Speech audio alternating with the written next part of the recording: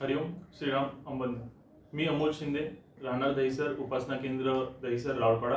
माझा अनुभव म्हणजे माझ्यासाठी हा आगळा वेगळाच आहे, कारण की लहानपणापासून आणि आत्तामध्ये माझे दोन खूप असे डिफरंट फेसेस आहेत. दहावीपर्यंत आलो मी. दहावीला मला स्वतःलाच 61.20% असे काहीतरी होते. तर मम्मीचं असं होतं की तू इंजिनियर बनणार. बापूंना मी सांगितलंय की माझ्या मुलाला मी इंजिनियर बनवेलच आणि तुला इंजिनियर बनायचंच आहे. तर मग मी बोललो की ठीक आहे, बघूया, इंजिनियर बनलो तर म्हणलो, तू बोलतेस म्हणून मी सायन्स घेतो. मी 61.20% सायन्स घेण्याचं ठरवलं. तर 11वी-12वीला आलो आणि 11वी-12वीला म्हणजे व्हायचं तेच झालं. जसं मी आधीपासून आहे तसंच होतो मी 11वी-12वीला पण. तर तेव्हा मला 51.40% काहीतरी होते. मी 12वी मार्फत मी इंजिनियर तर बनणार नाही, कारण की मी जेव्हा इंजिनिअरिंगचा फॉर्म भरला तेव्हा तर फिजिक्स, केमिस्ट्री, मॅथमॅटिक्स असे 3 स्कोर मिळून 50च्या वरती आपल्याला टक्के असले पाहिजे. पण माझी सगळ्यांची मिळूनच 51 होते. तर मला ऍडमिशन मिळणार कुठे? आणि ज्यावेळी मी फॉर्म भरला त्यावेळी असं ते लिहून आलं, you are not eligible for engineering. असं आल्यावरती माझा इगो हर्ट खरंच झाला. रडलो खूप आणि मम्मीला बोललो की मी इंजिनियरच बनणार. तर त्यावेळी मी डिप्लोमा करायचं ठरवलं, डायरेक्ट सेकंड इयर डिप्लोमा. मला हे पण देखील बापू भक्तांनी सांगितलं आणि हे ऍडवाइस बापू भक्तांनीच केली की तू डायरेक्ट सेकंड इयर इंजिनिअरिंग कर. तर मग मी म्हटलं की हा ठीक आहे, एक वेळा मी चान्स घेतो.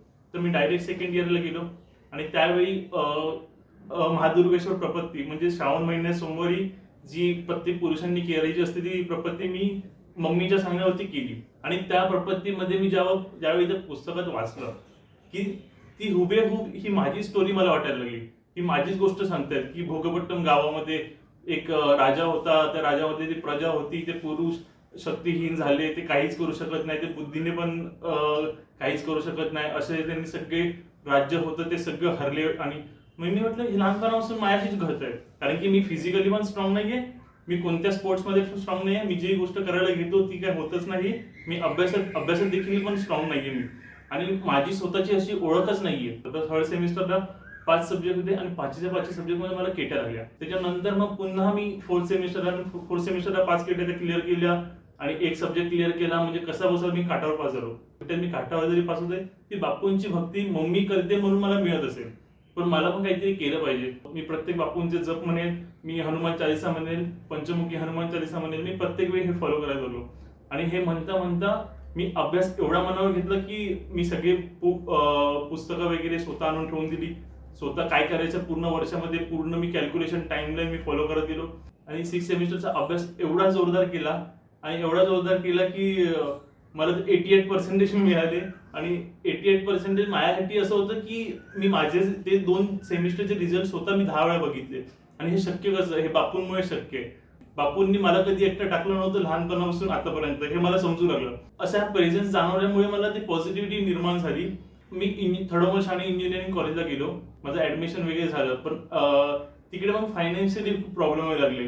पण फायनान्स जसं बापू सगळ्यांना सांभाळतो तसं फायनान्स पण बापूंमार्फत खूप इझिली सॉल्व्ह झाला. आणि ज्यावेळी मी माझ्या फ्लोअरवरती गेलो आणि ज्यावेळी मी वरती चढलो तेव्हा वरती मोठा बापूंचा फोटो होता. आणि इलेक्ट्रॉनिक्स अँड टेलिकम्युनिकेशन मधले एक प्राध्यापक होते, ते पण बापू भक्त होते. आणि त्यावेळी बापूंचे सगळे डाऊट माझे असे क्लिअर झाले. आणि हे बापू आहेत म्हटल्यावरती मला काहीच काळजी करायची गरज नाही. आणि तिथे म्हणजे प्रत्येक कॉम्पिटिशन मध्ये मी भाग घ्यायला लागलो. आणि मी कॉलेजमधून बेस्ट लिडरशिप अवॉर्ड, काही मुंबई युनिव्हर्सिटीचे काही अवॉर्ड वगैरे, मला आयुष्यात कधीच अवॉर्ड भेटले नाही. मी कधी स्टेज चढलो नाहीये. मी लोकांना फक्त स्टेज चढताना बघितलंय. पण ज्यावेळी मला लिडरशिप अवॉर्ड किंवा असे वेगवेगळ्या प्रकारचे अवॉर्ड मिळायला लागले त्यावेळी मी स्टेजवरती चढलो. आणि मग माझे स्केचिंगची पण आवड होती. मी ती स्केचिंगची आवड पण त्याच मार्फत मी इंजिनिअरिंग मध्ये जोपासली. डान्सिंगची आवड, ऍक्टिंगची आवड, स्क्रिप्ट लिहित होतो मी. त्याच वेळी ह्या सगळ्या गोष्टी केल्या ज्या मी कधी शाळेत केल्याच नव्हत्या. आणि मला याची आवड होती हे मला माहिती होतं, पण ती शक्ती नव्हती की मी काय करेल.